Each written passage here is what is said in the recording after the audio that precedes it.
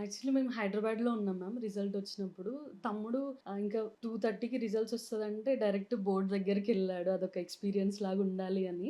ఇంక అక్కడికెళ్ళి మేబీ అక్కడికెళ్ళడం వల్ల సర్వర్ ఈజీగా వచ్చి ఫస్ట్ ఎమ్మటే ఓటీపీ వచ్చింది మ్యామ్. వచ్చి రాగానే మార్క్స్ వచ్చినాయి. కౌంట్ చేస్తే 516.5 మ్యామ్. సో మేమనుకున్నాం అవి అందరికొస్తున్నాయేమో మాదే ఇంత కాకపోవచ్చు అని ఫస్ట్ అనుకున్నాము. కానీ మెల్లగా తెలిసింది అది one of the top scores అని. ఫస్ట్ మాకు కన్ఫర్మ్ అయ్యాక పేరెంట్స్‌కి చెప్పాం మ్యామ్. ఇంకా పనికెళ్ళనవసరం లేదు.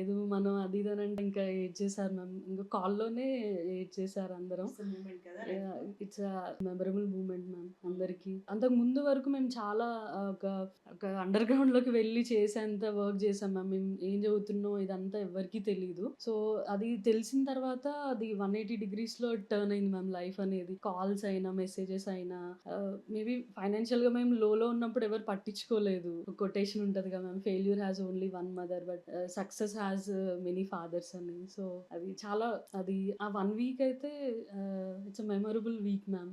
నిద్ర లేదు, ఏం లేదు. కానీ అది రిమెంబర్ చేసుకుంటే లాస్ట్ 3, 4 ఇయర్స్ ఎంత కష్టపడ్డాం. మేమైనా, పేరెంట్స్ అయినా ఫైనాన్షియల్‌గా, సోషల్‌గా చేయడం ఇదంతా అది గుర్తు తెచ్చుకుంటే అదొక బుక్ రాయాలి అనని వెయిట్ చేస్తున్నా మ్యామ్. అవును.